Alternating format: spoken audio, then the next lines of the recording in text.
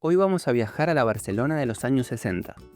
En esa época, mientras España vivía bajo la dictadura de Franco, una ciudad se convirtió en el epicentro de un terremoto literario que cambió la lengua española para siempre. No hablamos solo de genios escribiendo en soledad, hablamos de una operación transatlántica que convirtió a autores desconocidos en sus propios países en estrellas mundiales. El boom latinoamericano no fue un accidente. Fue el resultado de una alianza perfecta entre escritores con un talento desbordante, editores visionarios y una agente literaria que redefinió las reglas del juego. Hoy exploraremos cómo la editorial Seix Barral, el carisma de Carlos Barral y la mano de hierro de Carmen Balcells pusieron a la narrativa hispanoamericana en el mapa global. El visionario, Carlos Barral y el descubrimiento. Todo comenzó en una imprenta fundada en 1911, pero el giro real ocurrió en los años 50 cuando Víctor Seix y Carlos Barral se unieron. Seix era el hombre de los negocios, Barral, un poeta y director literario con un olfato extraordinario. La leyenda cuenta que Barral estaba leyendo un manuscrito que su propio equipo de lectura había rechazado. Se titulaba La morada del héroe. A medida que pasaba las páginas, Barral se dio cuenta de que estaba ante algo histórico.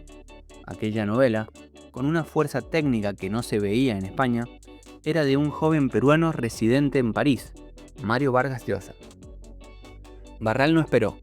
Viajó a París para conocerlo.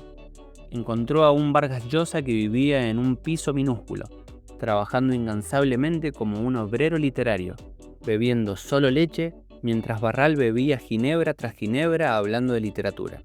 Aquel encuentro dio origen a La ciudad y los perros, que ganó el premio Biblioteca Breve en 1962, marcando el inicio oficial del fenómeno editorial del boom. Barral quería unificar el universo de las letras hispánicas dividido por el océano. Para ello creó colecciones como Nueva Narrativa Hispánica y Formentor, buscando autores que provocaran un terremoto en el lánguido panorama literario de la península. Barcelona, el paraíso de los escritores. En poco tiempo, Barcelona se convirtió en la casa de estos autores. Gabriel García Márquez y Vargas Llosa se instalaron allí, uniéndose a José Donoso. Barral no solo era su editor, era su amigo. Los invitaba a su casa en Calafell, un pueblo costero que se transformó en un refugio literario donde se cruzaban visitas de Julio Cortázar o Jorge Edwards. Sin embargo, las relaciones humanas eran complejas. Barral, por ejemplo, prefería intelectualmente a Vargas Llosa. De García Márquez llegó a decir, de forma un tanto cínica, que no era más que un narrador oral del norte de África. A pesar de los rumores, los biógrafos niegan que Barral rechazara el manuscrito de 100 años de soledad. Lo que ocurrió es que Gabo prefirió publicarlo en Argentina con la editorial sudamericana. Para evitar la censura franquista, Barral y Seix fueron astutos. Se asociaron con la editorial mexicana Joaquín Mortiz para publicar allí lo que en España estaba prohibido, como ocurrió inicialmente con Cambio de piel de Carlos Fuentes. La mamá grande, Carmen Balcells. Si Barral puso el gusto literario, Carmen Balcells puso el poder. Inicialmente, Barral le pidió a Carmen que representara a los autores porque a él le daba vergüenza hablar de dinero con sus amigos. Pero Balcells era una visionaria. En 24 horas, comprendió que no podía trabajar para la editorial y para el autor al mismo tiempo. Así nació su agencia literaria independiente, con una misión clara: defender los derechos del artista frente al mercado. Ella inventó la figura del agente moderno en el mundo hispano. Lo que Carmen tocaba se convertía en oro. Se la conocía como la mamá grande. Aunque en sus inicios era tímida, se transformó en una mujer implacable, de carácter volcánico y poco dada a dar el brazo a torcer. Ella fue quien convenció a los autores de que su trabajo era una mercancía valiosa. En una carta a Vargas Llosa, le decía claramente: los negocios son una cosa muy seria, no te pongas sentimental porque lo que te ofrece Carlos es menos de lo que haría cualquier otro editor. Gracias a ella, el prestigio literario se tradujo, por primera vez, en seguridad económica para los escritores latinoamericanos. Premios revistas y el caso Padilla. El éxito se consolidó a través de los premios. El premio Biblioteca Breve funcionó como un puente transatlántico de vanguardia.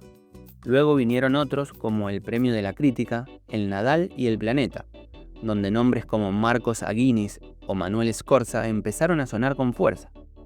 Pero el boom no fue solo ventas, fue un debate intelectual constante. Revistas como Marcha en Uruguay o Mundo Nuevo en París fueron los campos de batalla. Hubo polémicas feroces sobre si la literatura debía ser un instrumento de revolución social o un ejercicio de libertad técnica. Vargas Llosa y Cortázar defendían que sin revolucionar la forma, no había contenido revolucionario que valiera. Sin embargo, todo empezó a cambiar con el caso Padilla en Cuba en 1971.